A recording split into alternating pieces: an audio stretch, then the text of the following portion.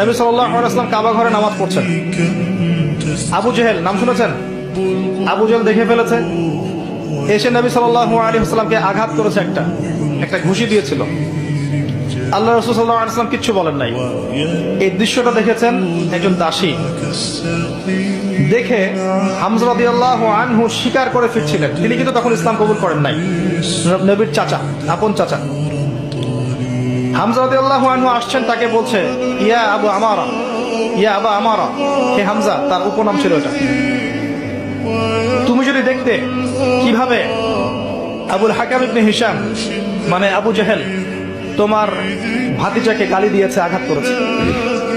হামজা রাদিয়াল্লাহু আনহু বললেন আওয়া ফাআলা হাদা, সত্যি কি সেই কাজটা করেছে?